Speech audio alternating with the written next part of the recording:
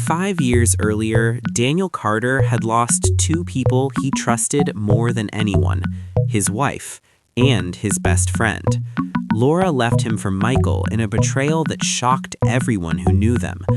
Daniel walked away from the wreckage of that life, determined never to look back.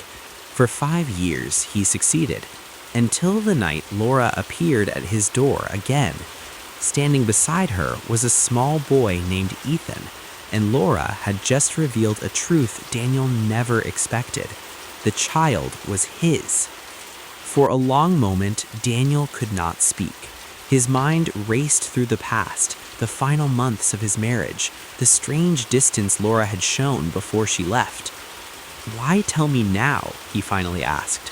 Laura looked exhausted. "Because he deserves to know who his father is." Ethan sat quietly, watching the adults with wide, uncertain eyes. Daniel walked to the window, trying to steady himself. "You let Michael believe the boy was his?" he asked. Laura nodded. "Yes." "Did he ever know the truth?" "No." Daniel closed his eyes. Michael had died believing Ethan was his son. Another heavy silence filled the room. Finally, Daniel turned around and looked at the child again. "Does he know anything about me?" Laura shook her head. "He only knows that Michael was his dad." Daniel crouched down slowly so he was level with the boy. "Hi, Ethan." The boy studied him carefully. "Hi." "Do you like soccer?" Daniel asked. Ethan's face lit up immediately. "Yeah." Daniel smiled faintly.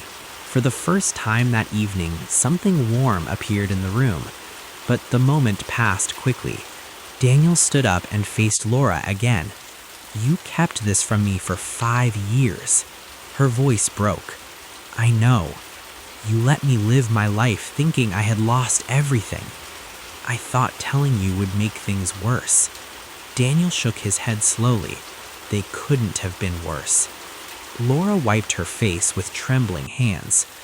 "I'm not asking you to forgive me," she said quietly. "I just wanted Ethan to have the chance to know you." Daniel looked down at the boy again. Ethan was drawing circles on the coffee table with his finger, clearly confused by the tension. "Where are you living?" Daniel asked. Laura hesitated. "We've been staying with my sister." Daniel nodded. "And what exactly are you expecting from me?" "I don't know," she admitted. "Maybe just a chance for him to know you?" Daniel walked into the kitchen and poured himself a glass of water. 5 years ago, he had imagined many ways this story could end. He had imagined revenge. He had imagined never seeing Laura again. But he had never imagined learning he had a son. When he returned to the living room, Ethan had fallen asleep on the couch. Laura looked completely drained. Daniel studied them both carefully. Then he spoke. "You can stay here tonight."